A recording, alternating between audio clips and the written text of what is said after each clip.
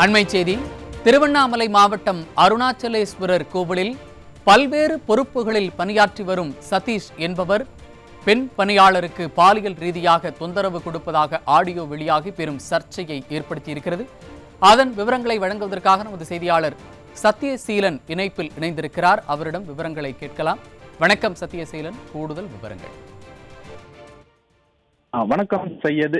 நினைத்தாலே முக்தி தரும் திருத்தலமாகவும் பஞ்சபூத ஸ்தலங்களில் திருவண்ணாமலை அண்ணாமலையார் திருக்கோவிலில் விசேஷ நாட்களில் ஆயிரக்கணக்கான பக்தர்களும், பௌர்ணமி மற்றும் கார்த்திகை தீப திருவிழாக்களில் லட்சக்கணக்கான பக்தர்களும் அண்ணாமலையாரை தரிசனம் செய்வது வழக்கம். பின்னர் 14 கிலோமீட்டர் தூரம் கொண்ட கிரிவலம் மேற்கொள்வது வழக்கம். குறிப்பாக ஆந்திரா, கர்நாடகா, கேரளா உள்ளிட்ட மாநிலத்தின் பல்வேறு இடங்களிலிருந்து சுற்றுலா பயணிகள் மற்றும் ஆன்மீக பக்தர்கள் திருவண்ணாமலைக்கு வருவது தொடர்ந்து அதிகரித்து வருகிறது. நிர்வாக பணிகளை மேற்கொள்ள 200க்கும் மேற்பட்ட பணியாளர்களும், திருக்கோவில் வளாகத்தை சுத்தப்படுத்துதல், வாட்ச்மேன் மற்றும் துப்புரவு பணிகள் மேற்கொள்ளுதல் என வாகன ஓட்டுநர்கள் என 300க்கும் மேற்பட்ட பணியாளர்கள் பணியாற்றி வருகின்றனர். இந்நிலையில் நாளுக்கு நாள் பக்தர்களின் கூட்டம் அதிகரித்து வரும் நிலையில் கடந்த 2022ஆம் ஆண்டு 16 பெண் பணியாளர்கள் திருக்கோவிலை தூய்மைப்படுத்துவதற்காக நியமிக்கப்பட்டு தற்போது வரை அவர்கள் தற்காலிக பணியாளர்களாக பணியாற்றி வருகின்றனர். இந்நிலையில் அண்ணாமலையார் திருக்கோவிலில் பொறியியல் துறையில் வரைவாளராக, அதாவது டிசைனராக பணியில் சேர்ந்த சதீஷ் என்பவர் தனது அதிகாரத்தை பயன்படுத்தி பணிமாறுதல் ஆகி சென்ற இணை ஆணையர் ஜோதி என்பவர் அவருக்கு பல்வேறு பொறுப்புகளை நிர்வகிக்க உத்தரவு வழங்கியுள்ளார்.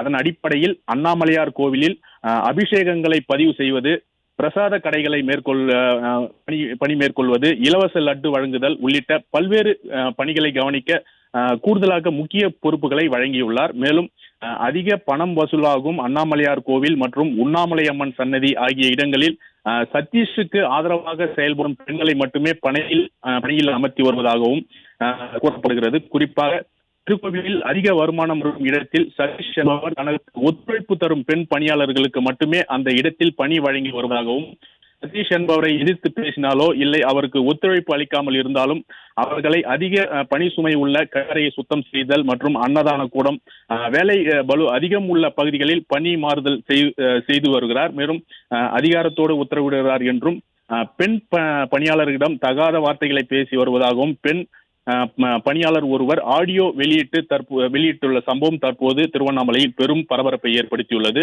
மேலும் சதீஷ் என்பவர் இந்த பொறுப்புக்கு தகுதியானவர் இல்லை என்றும், அதற்கான தேர்வு அவர் எழுதவில்லை என்றும், அவர் கர்நாடக மாநிலத்தில் கல்வி பயின்றவர் என்றும், எந்த ஒரு தகுதி தேர்வு எழுதாமல் அதிகாரிகளின் துணையோடு தொடர்ந்து இந்த பொறுப்பில் உள்ளதாகவும், பெண்களிடம் பாலியல் ரீதியாக அத்துமீறலில் ஈடுபட்டு வருவதாகவும் அந்த ஆடியோவில் கூறப்பட்டுள்ளது. மேலும் பாலியல் ரீதியாக துன்புறுத்துவதுடன் மன ரீதியாக துன்புறுத்துவது, ஆபாச வார்த்தைகளை சொல்லி திட்டுவது, இதேபோல் பல பெண் பணியாளர்கள் பாதிக்கப்பட்டு வெளியே தெரிவித்தால் தமக்கும் ஏதாவது பிரச்சனை ஏற்படுவோ என்ற அச்சத்தில் அந்த பெண்கள் அச்சத்துடன் பணிபுரிந்து வருவதும் ஆடியோவில் தெரிவிக்கப்பட்டுள்ளது.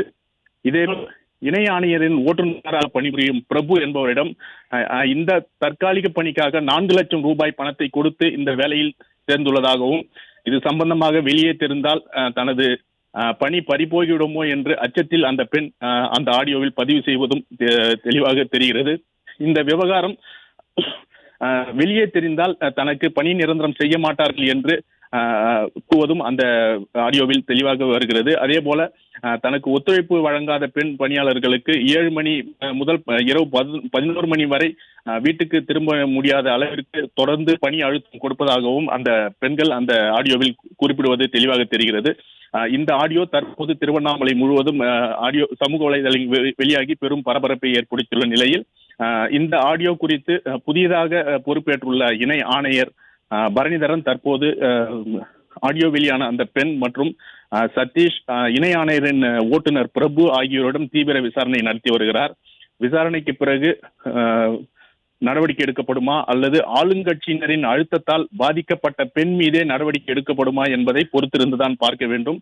தொடர்ந்து விடியா திமுக ஆட்சியில் இதுபோன்று இந்து சமய அறநிலையத்துறையில் பணிபுரியும் பெண் ஊழியர்களுக்கு ஒரு பாதுகாப்பு இல்லாத சூழல் ஏற்பட்டுள்ளதாகவும் பக்தர்கள் வேதனை தெரிவித்துள்ளனர்.